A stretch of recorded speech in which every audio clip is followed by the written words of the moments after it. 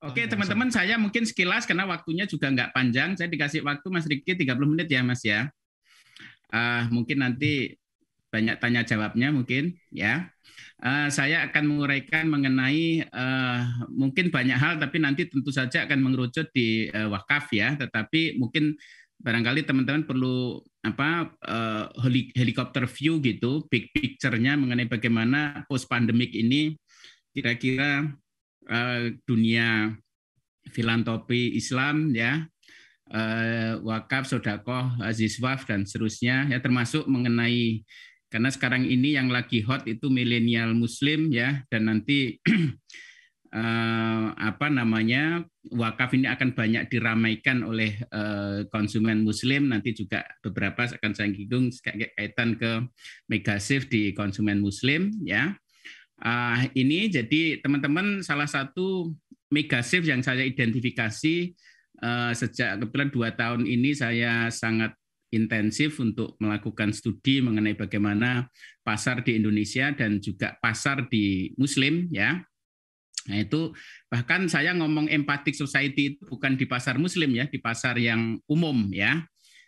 Jadi artinya itu empathic society itu tidak hanya terjadi di kalangan Muslim, tetapi juga universal ya.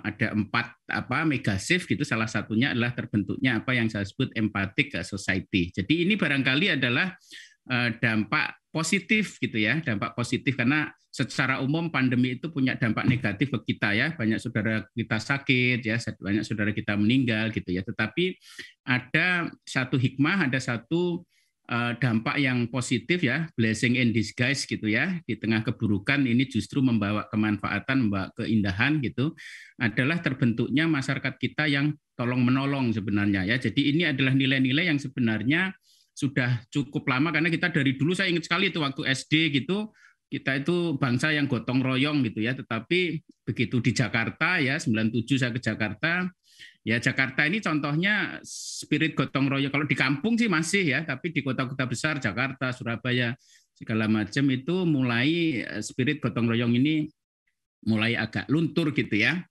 Nah, tetapi dengan adanya pandemi itu tiba-tiba karena kita setiap hari dengar, apalagi dulu waktu second wave ya, itu tiap hari yang kita dengar adalah rekan-rekan kita yang meninggal, yang sakit gitu ya. Maka kemudian karena kita bangsa gotong royong itu kemudian donasi itu meningkat ya, zakat itu meningkat ya, sedekah itu meningkat luar biasa ya. Jadi terjadi gelombang donasi ini, filantropi ini, dan ini nantinya akan permanen teman-teman. Jadi kalau kita sudah berubah beberapa bulan, bahkan ini sudah 2 tahun, maka kalau kita sudah berubah dan dipaksa berubah terus, nanti pada satu titik tertentu dia akan jadi habit dan menjadi values ya. Nah itulah yang saya lihat ini akan menjadi permanen, bahwa kecenderungan kita untuk semakin tolong menolong saudara kita itu akan semakin besar ya.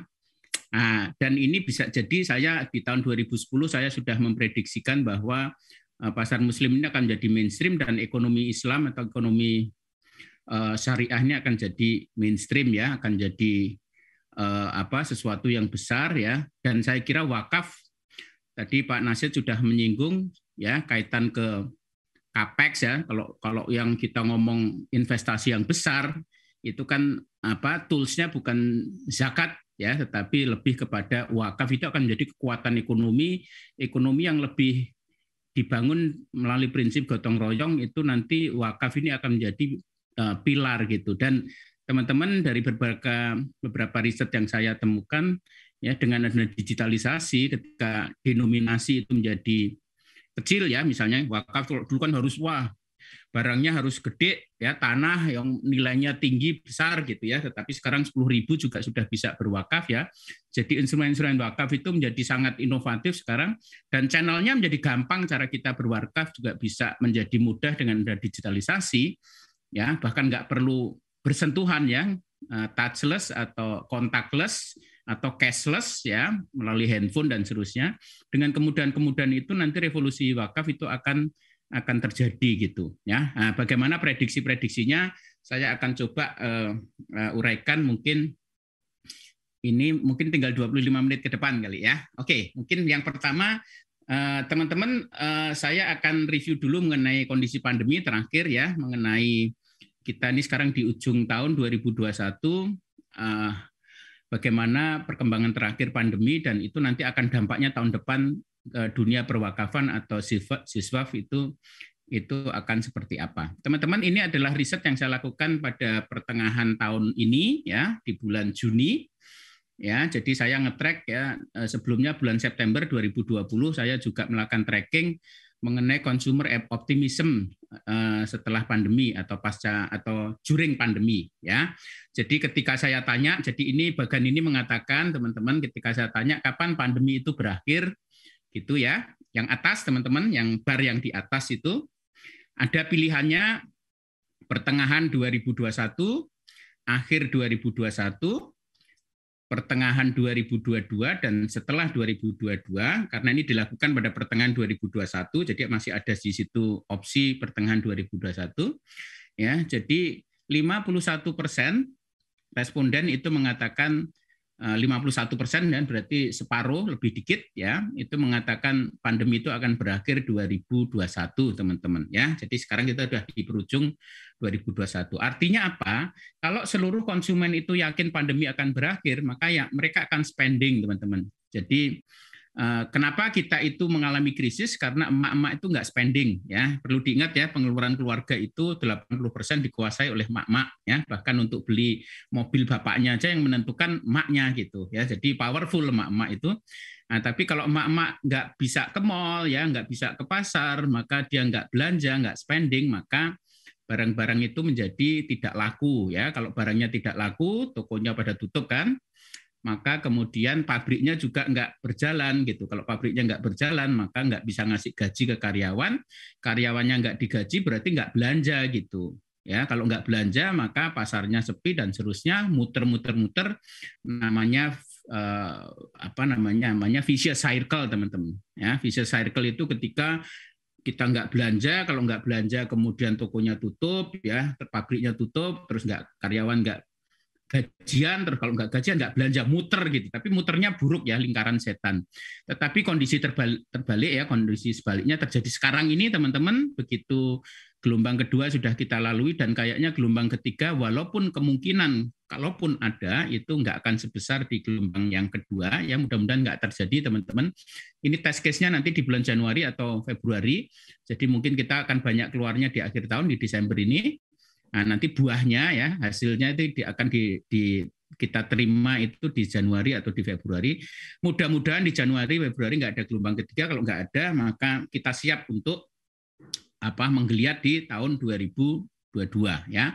Prediksi saya kalaupun ada nanti katakanlah kasusnya meningkat di Januari atau Februari, saya kira nggak akan setinggi yang gelombang kedua, sehingga kita akan tetap confident untuk ekonomi ini akan bangkit di 2022 ya. Jadi tandanya bangkit apa adalah kalau emak-emak itu spending. Jadi ini 51% konsumen itu mengatakan bahwa pandemi itu akan balik akan usai itu di akhir 2021. Nah, yang di bawah itu teman-teman itu adalah kalau ditanya kapan kondisi keuangan keluarga itu akan kembali normal. Itu paralel teman-teman dengan hasil yang konsisten dengan hasil yang di atasnya, itu 59,5 atau hampir 60% itu mengatakan kondisi keuangan itu akan normal lagi ya, keuangan keluarga itu akan normal itu di akhir 2021 teman-teman. Jadi yang pertengahan 2021 dan akhir 2021 itu kalau digabung itu totalnya 60%. Jadi angka itu cukup besar teman-teman untuk mengindikasikan ke kita bahwa kita bakal akan comeback lagi gitu ya. Teman-teman, ini dilakukan pada pertengahan 2021 ya. Jadi kira-kira 4-5 bulan yang lalu, dan saya kira kondisi sekarang akan jauh lebih bagus karena kondisi waktu itu kita lakukan pas gelombang kedua sebelum puncak bahkan ya. Jadi puncaknya kan 50.000. Nah, ini dilakukan pada posisi 20.000 pada waktu itu, teman-teman. Dalam kondisi sudah meningkat terus 20.000 aja hasilnya kayak gini, apalagi sekarang sudah angka kasus baru kan sudah di bawah 1.000 ya, saya kira. Jadi kita akan optimis ya.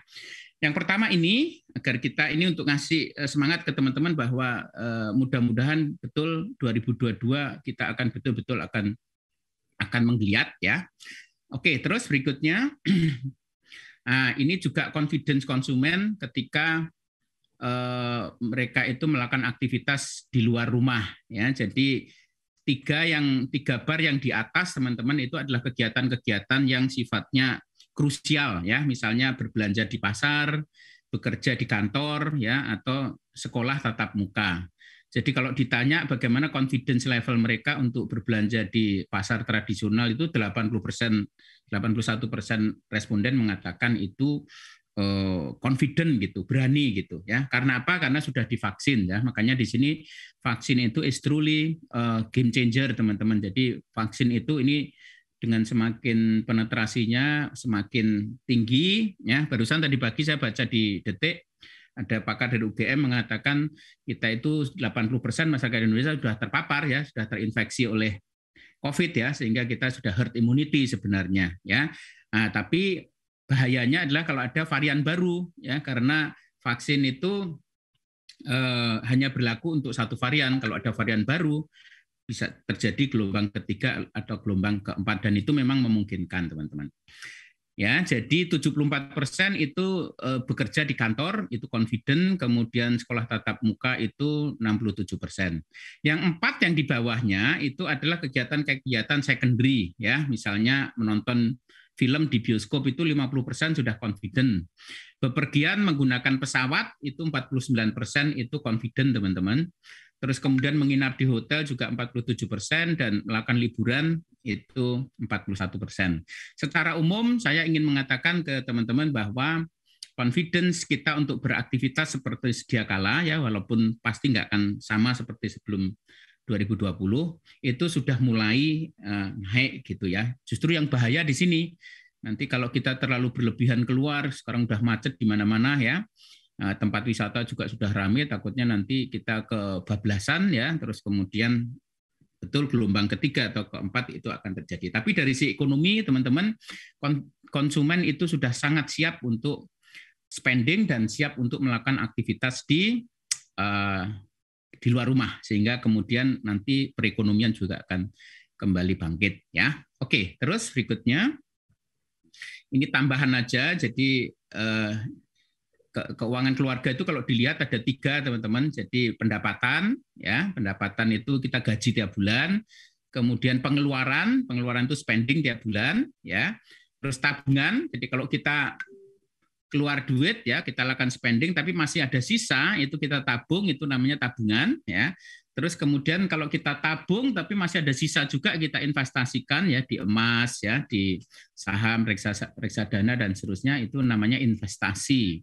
Nah, jadi teman-teman kalau dibandingkan September 2020, saya lakukan survei di bulan September 2020 dan bulan Juni 2021, itu terlihat teman-teman ya, yang merah itu turun ya, jadi dibandingkan sebelum pandemi dan sesudah pandemi itu dibandingkan naik sama atau turun. Jadi pendapatannya cenderungannya pendapatan naik sama atau turun gitu ya. Nah, itu kalau di September 2020 teman-teman yang paling kiri itu di bulan September 2020 mereka mengatakan bahwa 78% itu pendapatannya turun. 18% itu sama dan 2,7% itu pendapatannya naik gitu ya, make sense ya. Nah, tetapi yang menarik adalah di bulan Juni itu yang mengatakan turun tuh 50% teman-teman. Jadi artinya apa? Artinya ekonomi keluarga itu mulai pulih gitu ya. Nah, itu insight-nya. Kalau pengeluaran gimana? Pengeluaran itu kecenderungannya apa namanya? Lebih kecil juga 13%, tetapi yang sama 49% gitu. Terus tabungan dan investasi relatif sama antara September 2020 dan Juni 2021. Yang menarik yang paling kiri teman-teman, jadi yang mengatakan pendapatan turun itu turun gitu ya. Jadi sebelumnya mengatakan 78% itu turun, sekarang tinggal 50%. Artinya apa? Kesimpulannya konsumen juga sudah bisa beradaptasi dengan pandemi ya, di bulan Juni itu sudah bisa beradaptasi sehingga pengeluaran keluarga itu pendapatan keluarga itu bisa lebih tekan penurunannya ya. Ini sign of recovery. Oke, berikutnya ini untuk background dulu teman-teman sebelum kita masuk ke yang pasar muslim ya. Nah, ini mungkin perlu saya ingatkan teman-teman bahwa di kondisi yang baru ya, ini juga teman-teman nanti kalau mempromosikan zakat, memarketingkan zakat itu wakaf ya, itu teman-teman harus melihat ada 4 new rule of the game ya di masa pandemi dan post pandemi. Kita menghadapi apa yang saya sebut hygiene ekonomi. Jadi kesehatan dan keselamatan itu prioritas nomor 1 teman-teman, itu hygiene yang di atas. Kemudian low touch ya, low touch itu ya sekarang wakaf, zakat ya, siswaf itu eranya adalah era yang low touch, jadi transaksi segala macam kalau bisa sudah pakai kris, sudah nggak pakai persentuhan ya, karena kita menghadapi low touch ekonomi, semua serba nggak, kalau bisa nggak pakai sentuhan. Yang ketiga adalah less crowd ekonomi, jadi sesuatu yang kerumunan-kerumunan itu dihindari, makanya kenapa sektor pariwisata itu agak berat di masa pandemi, karena sektor pariwisata ya festival, konser musik, ya ada festival budaya, ada karnaval itu sifatnya crowd, maka dihindari ya, kita memasuki era less crowd ekonomi di post pandemi. Nanti juga cara-caranya mesti nggak boleh high crowd, tetapi mesti harus less crowd. Dan yang terakhir adalah low mobility, jadi pergerakan manusia itu semakin kecil ya, sehingga kita harus tunduk pada 4 hukum ini teman-teman dalam menjalankan upaya kita untuk memasarkan zakat ini ya. Oke, berikutnya mungkin juga masih umum, ini yang saya katakan tadi teman-teman, ada 4 mega shift yang saya prediksikan di awal tahun lalu ya, yang itu salah satunya adalah yang nomor 4 yang atas teman-teman adalah pembentukan atau terbentuknya apa yang saya sebut empathic society. Jadi ada 4 dari si konsumen, itu ada 4 pergeseran besar. Yang pertama adalah stay at home lifestyle, jadi gaya hidup kita tinggal di rumah ya, kita bekerja di rumah, kita belanja dari rumah ya, kita bahkan beribadah dari rumah gitu ya. Kita belajar dari rumah, itu namanya stay at home lifestyle. Yang kedua adalah back to the bottom of the pyramid. Jadi ini mengacu ke piramida Maslow teman-teman, bahwa Maslow itu kan yang pertama paling dasar piramida itu adalah kebutuhan pokok ya, sandang pangan papan, kemudian naik itu love and belonging, kemudian ada esteem, kemudian ada aktualisasi diri yang paling puncak ya. Makanya ini piramida Maslow ya, physiological itu sandang pangan papan, kemudian ada safety adalah belonging, esteem, dan kemudian aktualisasi diri. Di masa pandemi itu dari top of the bottom yaitu aktualisasi diri. Jadi kenapa TikTok itu rame, kenapa Instagram itu rame, karena kenapa mall dan kafe-kafe itu rame sebelum pandemi ya. Karena kita ini pengen narsis, kita pengen tampil, kita pengen aktualisasi diri ya, kita liburan dan seterusnya. Di masa pandemi itu turun ya, makanya coba balik sebelumnya. Makanya back to the bottom ya, back to the bottom itu artinya apa? Kita ini awal kan negara miskin ya, dengan adanya pembangunan segala macam kita tuh mencapai reach top of the bottom, tapi dengan ada pandemi kebutuhan kita itu menjadi basic, yaitu kesehatan, keselamatan, kemudian koneksi internet ya, dan makan minum gitu. 3 itu aja ya, itu yang back to the bottom. Terus kemudian yang ketiga go virtual ya, semua serba virtual ya, termasuk dalam bersiswaf nanti akan mengalami fenomena itu. Dan terakhir adalah terbentuknya empathic society ya. Oke, terus berikutnya teman-teman, ini adalah coba sebelumnya kondisi terakhir, kondisi saat ini teman-teman. Jadi awalnya kita kita ada di bottom of the pyramid ya, dengan kemajuan ekonomi ya selama 30 tahun terakhir kita itu menuju ke top, tetapi kemudian dengan adanya pandemi kita back to the bottom ya, tetapi setelah tadi sign of recovery tadi terjadi, maka kita rebound lagi, kita akan balik lagi ke esteem dan aktualisasi diri ya. Jadi ini saatnya nanti kita nih turun naik nih teman-teman, dan sekarang inilah saatnya untuk rebound ya. Dari awalnya kita dulu sekali kita merangkak menuju ke atas, dengan pandemi dengan sangat ekstrim jatuh ke bawah. Nah, tapi karena jatuhnya cepat maka kemudian kayak bola basket itu ya, kemudian akan rebound ke atas lagi dan baliknya akan cepat sekali teman-teman. Makanya saya lihat nanti sektor pariwisata itu kalau kita sudah aman ya, vaksinnya sudah oke, maka Bali itu akan cepat sekali akan rebound dan mall itu saya kira nggak akan mati ya, mall akan rame. Terus kemudian kedai kopi segala macam akan rame ya. Oke, ini yang masih umum teman-teman. Coba berikutnya saya sekarang akan masuk untuk yang kaitan ke empathic generation ini. Jadi oke, boleh berikutnya. Teman-teman, saya mengatakan di masa pandemi ini ada 3 kaitan ke pasar Muslim. Ada 3, saya sebutnya 3 Muslim megasif ya. Jadi konsumen Muslim itu saya nyebutnya Muslim 4.0. Tadi Pak Nasir juga cerita dikit mengenai 4.0 ya. Jadi saya nyebutnya Muslim 4.0 itu di masa pandemi itu ada 3 tren besar di mana konsumen Muslim itu terutama milenial itu menjadi more digital. Ya, artinya waktu yang dia spending untuk digital makin banyak dan aplikasi yang dia pakai untuk beraktivitas itu juga semakin digital. Yang kedua adalah spiritual ya, more spiritual. Jadi teman-teman yang terjadi ketika pandemi itu semakin resiko hidup itu menjadi semakin tinggi ya, resiko kematian itu semakin tinggi, maka kemudian kita ini sholatnya akan makin kenceng, doanya makin kenceng ya, zakatnya makin kenceng. Jadi pandemi itu bukannya menjauhkan kaum muslim dari yang di atas ya dari Tuhan, tetapi justru makin mendekatkan teman-teman. Makanya kemudian ketika ya sekarang ini kan apalagi dulu pada waktu gelombang kedua teman-teman ya tiap kali WA itu ya isinya selalu berita duka gitu ya. Ketika kondisinya menakutkan kayak gitu maka kita justru makin banyak doa, kita makin banyak sholat gitu. Karena waktu kita untuk ibadah itu akan makin terbatas, kita mikirnya kan begitu ya. Makanya waktu yang kita nggak tahu kapan dipanggil itu kita akan semakin banyak melakukan ibadah gitu ya. Dan ini sekali lagi teman-teman, ini kalau dilakukan setahun 2 tahun ya, satu saat itu akan jadi habit dan itu menjadi values gitu ya. Makanya saya kok melihatnya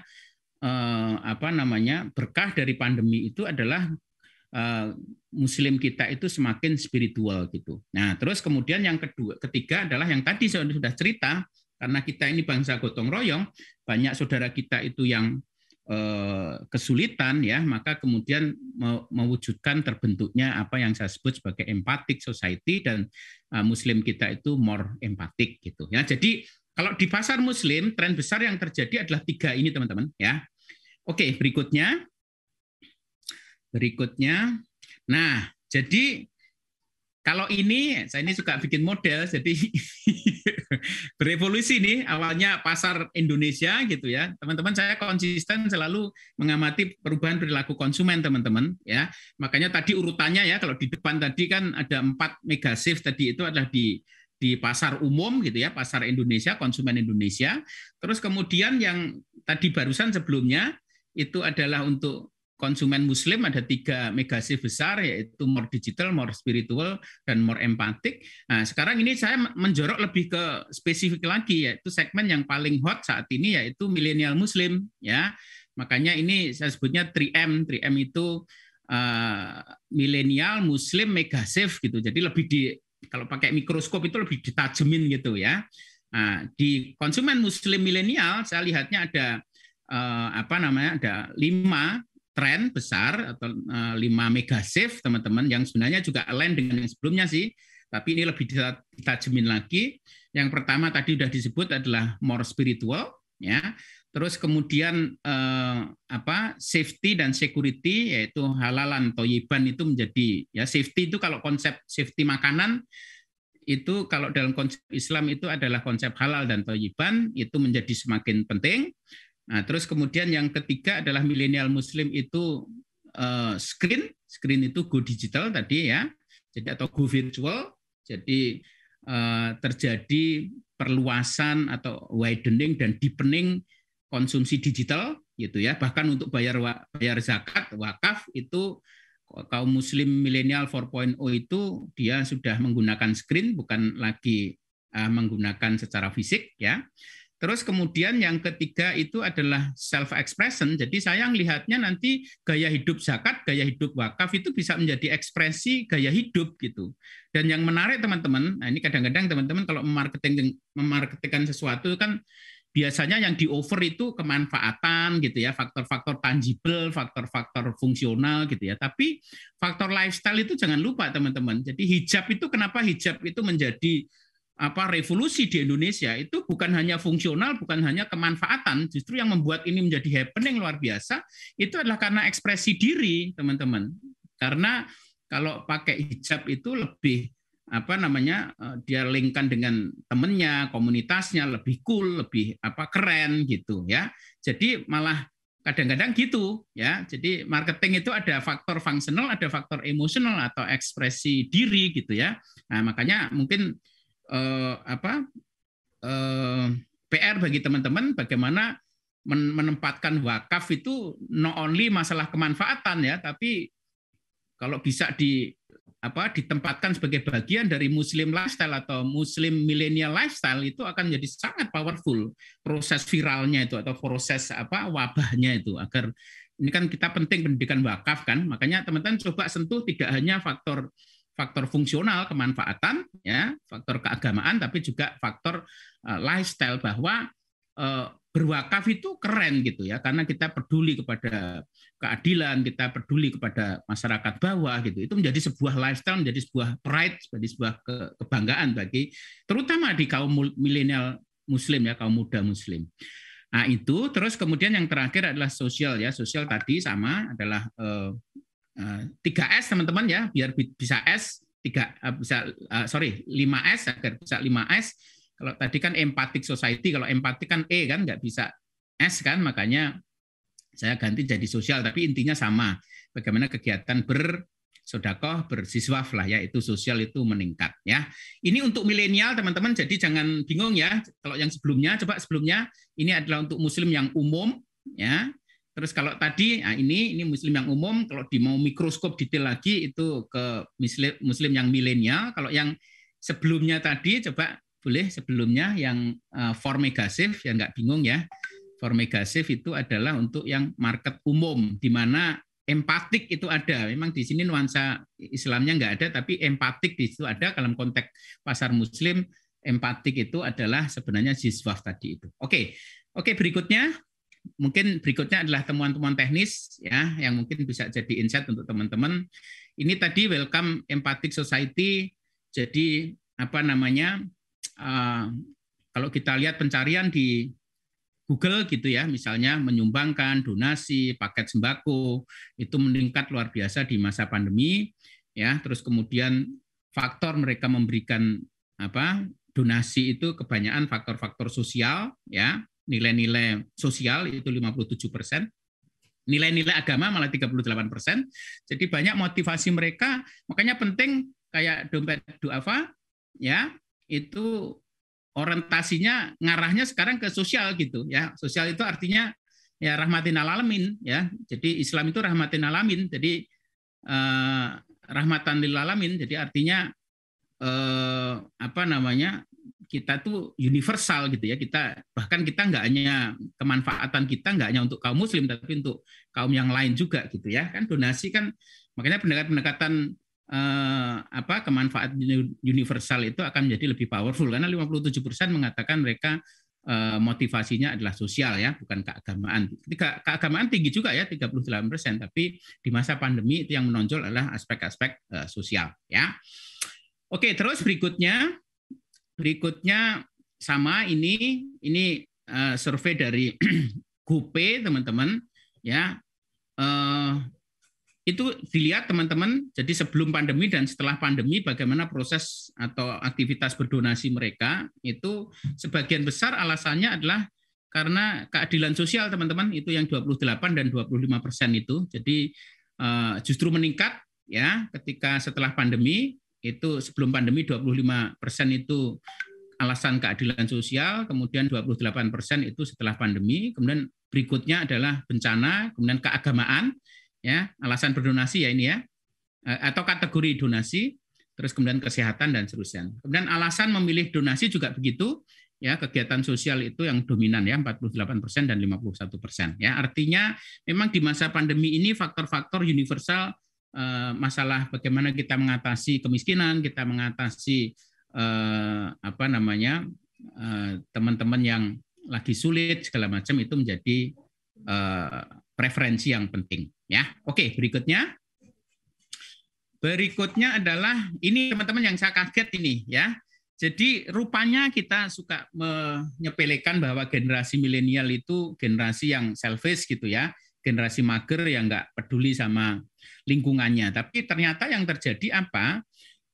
Ini juga surveinya Gope kalau nggak salah ya. Itu milenial itu generasi yang paling memberi teman-teman ya.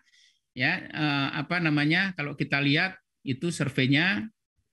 Kalau Gen X itu ya oke gitu teman-teman. Jadi apa namanya Gen X itu 1,4 teman-teman, sementara milenial itu 1,5. Walaupun memang di grafik yang di bawah itu Gen X itu lebih tinggi ya. Jadi donasinya itu lebih tinggi. Jadi per bulan tuh 132.000 itu ya. Dan 134, sementara milenial itu cuma 95.000 sama 113 ya. Jadi secara jumlah memang lebih kecil, tapi secara keseringan itu lebih tinggi. Secara seringnya apa frekuensinya lebih tinggi milenial. Jadi milenial itu ternyata adalah generasi yang empatik gitu ya. Makanya saya nyebutnya Muslim milenial itu adalah empatik generation ya. Oke, berikutnya dikit lagi, mungkin 2-3 slide lagi. Berikutnya, boleh? Nah, wakaf Gus milenial, teman-teman. Saya meyakini teman-teman karena apa namanya adanya digital ini memungkinkan banyak inovasi-inovasi dari sisi produk maupun inovasi-inovasi dari sisi channel ya, sehingga akan memudahkan dari si produk. Misalnya adalah denominasi ya, kita bisa misalnya kayak dompet duafa kan cuma 10.000 sudah bisa berwakaf gitu ya. Kalau dulu kan mesti harus punya tanah gitu ya. Nah sekarang karena inovasi produknya ini, produk wakafnya ini bisa macam-macam, memudahkan. Kata kuncinya adalah convenient atau kemudahan teman-teman ya. Jadi dengan adanya revolusi digital ini, baik dari sisi channel maupun dari sisi inovasi produknya itu akan bisa apa convenient untuk milenial, sehingga saya sih lihat nanti penggerak wakaf itu adalah milenial teman-teman ya. Dari sisi penyelenggara wakaf ya kayak dompet duafa, kuncinya adalah 3 sebenarnya. Yang pertama adalah produk manajemen. Jadi harus banyak inovasi mengenai bagaimana agar wakaf itu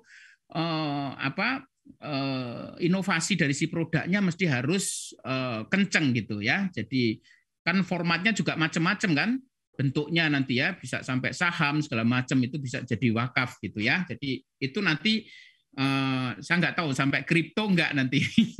Kripto lagi dilarang-larang ini ya, bisa jadi kalau bisa kripto gitu juga siapa tahu, karena sekarang milenial itu lagi keranjingan sama kripto misalnya ya. Nah itu yang namanya product management. Terus kemudian consumer atau customer management ya. Kalau customer management adalah bagaimana kita ngelola para pemberi customer ini, pemberi wakaf ini ya, melalui channel yang relevan gitu ya. Terus kemudian yang terakhir adalah marketing management. 3 itu sebenarnya bagaimana kita mempromot. Maka kalau marketing ya intinya bagaimana kita campaign di sosial media dan seterusnya ya. Nah itu. Jadi saya yakin dengan adanya revolusi digital ini di mana wakaf itu kemudian menjadi dekat dengan kita ya, gampang dan accessible, maka revolusi wakaf itu akan terjadi dengan cepat sekali ya. Terutama penggeraknya adalah para milenial ya. Jadi saya sebutnya wakaf go milenial. Oke, terus berikutnya. Oh ya, ini ada survei ya, berdasarkan coba sebelumnya ada survei ya berdasarkan rentang usia. Setelahnya boleh. Setelahnya, setelahnya bukan ke belakang ya. Yang tadi yang sebelum terakhir tadi itu di belakang, boleh yang di belakang lagi. Nah ini ya yang tadi, yang sebelumnya ya ini, dah berhenti ya. Berdasarkan rentang usia, profil donatur kalangan milenial itu mendominasi sekitar 48% untuk wakaf ini teman-teman. Jadi wakif itu dari kalangan milenial itu mendominasi, yang tertinggi yaitu 48% teman-teman. Jadi masa depan wakaf ini ada di milenial, maka teman-teman harus fokus kepada konsumen milenial. Dan kalau kita ngomong milenial, maka karena mindset mereka adalah digital native, maka pendekatannya akan lebih banyak ke digital ya. Oke, terus berikutnya, bentar lagi ada 2 slide lagi saya kira. Boleh setelahnya.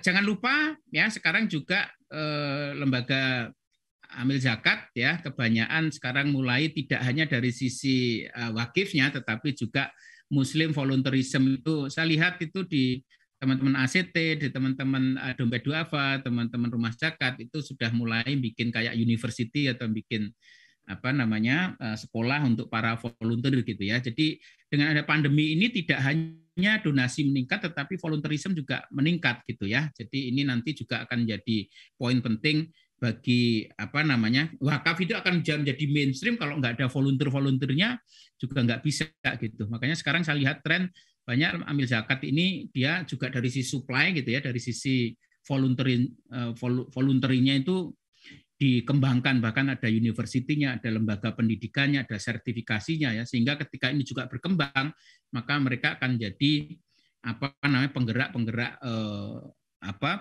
revolusi wakaf ini ya. Ini Muslim volunteerism. Coba berikutnya, terakhir saya kira. Oh cukup ya.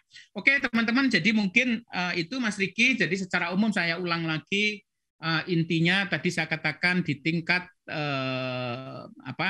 nasional pandemi ini sudah mulai recover ya, tadi data-datanya sudah saya tampilkan. Terus kemudian ada 4 perkembangan besar, salah satunya adalah terbentuknya empathic society, yang itu tentu saja bagus bagi perkembangan wakaf di Indonesia post pandemi. Terus kemudian tadi juga ada fenomena kita itu Muslim kita itu semakin go digital ya, semua itu harus digital ya, dan pandemi menjadi accelerator untuk go digital ini. Yang kedua adalah go spiritual ya, jadi pandemi justru mendekatkan kita dengan Tuhan, bukan sebaliknya. Terus kemudian yang ketiga adalah go empatik ya, donasi makin tinggi, siswa makin tinggi oleh karena adanya pandemi. Dan tadi kalau kita spesifik ke konsumen milenial itu ada 5S tadi itu ya, di mana halalan toyiban itu akan growing, kemudian digital tadi yang screen juga konsumen akan semakin digital ya, kemudian self expression, jangan lupa teman-teman dalam memasarkan wakaf ini terutama ke konsumen milenial, jangan cuma di aspek fungsional, aspek kemanfaatan, tapi juga aspek lifestyle ini penting, karena kalau kita belajar dari revolusi hijab itu justru yang menjadi pendorong adalah ketika hijab lifestyle itu menjadi keren gitu, menjadi sesuatu yang cool gitu ya. Nah, ini sama nanti kira-kira berwakaf itu menjadi sesuatu yang cool itu. Kalau bisa kita ciptakan branding semacam itu akan cepat sekali nanti perkembangan atau revolusi wakaf itu di Indonesia. Ya, dan kemudian yang terakhir adalah terbentuknya empathic society tadi. Kita harus memanfaatkan momentum empathic society ini, karena kesempatan ini kan terjadi 100 tahun sekali barangkali ya, karena pandemi itu datang terakhir itu 1918 teman-teman, jadi 103 tahun yang lalu. Dan ini sekali lagi tadi di tengah dampak buruk pandemi ada juga hikmahnya ya. Salah satu yang positif adalah terbentuknya empathic society setelah Indonesia ini gotong royongnya makin luntur, dan itu harus dimanfaatkan oleh teman-teman untuk mempromot siswa ya, terutama wakaf ya. Boleh gitu Mas Riki, terima kasih. Wassalamualaikum warahmatullahi wabarakatuh teman-teman. Makasih.